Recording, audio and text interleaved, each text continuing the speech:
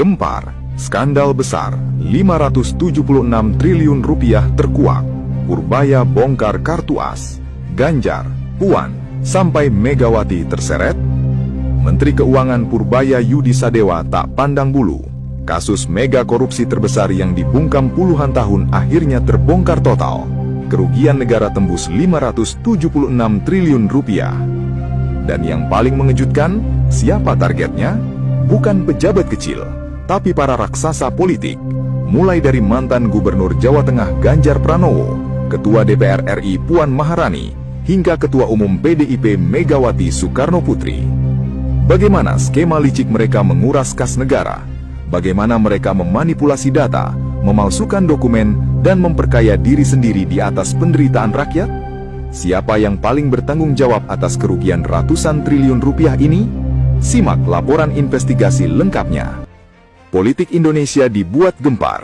Kementerian Keuangan di bawah komando Purbaya Yudi Sadewa resmi merilis hasil audit nasional yang selama ini ditutup-tutupi rapat-rapat. Terbongkar sudah kasus korupsi lintas massa dengan total kerugian negara mencapai angka fantastis 576 triliun rupiah. Ini bukan sekadar angka, ini adalah hasil perhitungan akumulasi dari berbagai proyek strategis nasional, pengelolaan dana publik, hingga aset negara yang dikuras habis secara sistematis dan terstruktur selama bertahun-tahun. Purbaya menegaskan dengan tegas, penyelidikan ini berjalan mandiri, tidak ada kompromi, tidak ada istilah kebal hukum. Kami bekerja berdasarkan data dan bukti nyata, bukan berdasarkan status jabatan atau kekuatan partai politik. Siapapun yang bersalah harus bertanggung jawab, tegas Purbaya.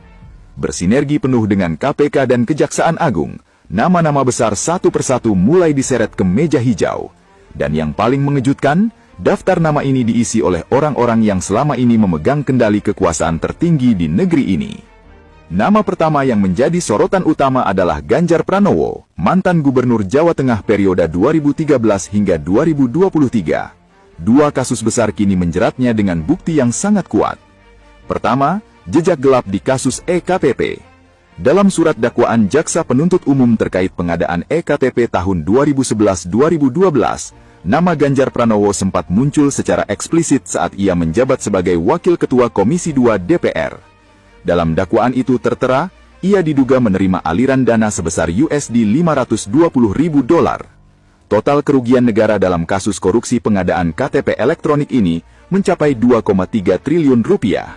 Angka kerugian ini dihitung berdasarkan audit dari Badan Pengawas Keuangan dan Pembangunan atau BPKP atas permintaan KPK. Berikut rincian faktanya. Kerugian tersebut berasal dari total nilai paket pengadaan yang mencapai sekitar 5,9 triliun rupiah untuk tahun anggaran 2011-2012. Kerugian negara timbul akibat adanya penggelembungan harga atau markup, ketidaksesuaian spesifikasi teknologi, serta pengaturan tender yang melibatkan suap kepada sejumlah pejabat dan anggota DPR. Kedua, gratifikasi Bank Jateng.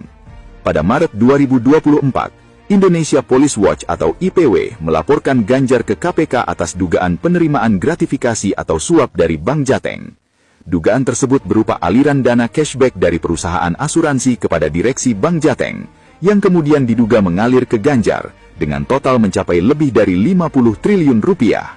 Hingga saat ini, KPK telah menerima laporan tersebut dan melakukan verifikasi data. Berikut rincian modus operandi menurut laporan IPW. Dana tersebut diduga berasal dari cashback perusahaan asuransi yang memberikan pertanggungan jaminan kredit kepada kreditur Bank Jateng. Nilai cashback diperkirakan sebesar 16% dari nilai premi asuransi. Dana 16% tersebut diduga dibagi ke tiga pihak.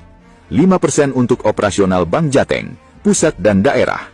5,5% untuk pemegang saham Bank Jateng, pemerintah daerah atau kepala daerah. 5,5% sisanya diduga mengalir ke pemegang saham pengendali Bank Jateng saat itu, yang dalam laporan disebutkan dengan inisial GP.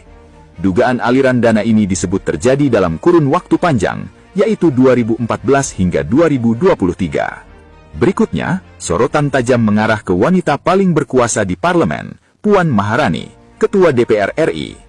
Tidak kurang dari 3 kasus besar menyeret namanya, dengan total kerugian yang mencapai angka 500 triliun rupiah. Kasus suap proyek EKTP. Sama seperti Ganjar, Nama Puan Maharani juga tercatat dalam catatan keuangan gelap proyek EKTP ini. Dalam persidangan, mantan Ketua DPR Setia Novanto pernah bersaksi bahwa Puan menerima suap sebesar $500.000 atau setara 7,5 miliar rupiah saat menjabat sebagai fraksi ketua. Total kerugian negara dalam kasus ini mencapai 2,3 triliun rupiah. 2. Korupsi proyek infrastruktur strategis nasional. Puan diduga terlibat dalam pengaturan proyek-proyek infrastruktur skala besar. Terindikasi kuat terjadi penggelembungan anggaran atau markup hingga 200% dari harga pasar wajar. Banyak proyek jalan tol, jembatan dan bangunan publik yang dikerjakan oleh perusahaan yang memiliki keterikatan erat dengan lingkaran dalam beliau. Kualitas material seringkali di bawah standar, namun pembayaran dilakukan lunas penuh. Kerugian negara di sektor ini diperkirakan mencapai 200 triliun rupiah. 3. Penyalahgunaan dana desa dan bantuan sosial. Ini adalah porsi terbesar. Selama bertahun-tahun, dana desa dan bantuan sosial yang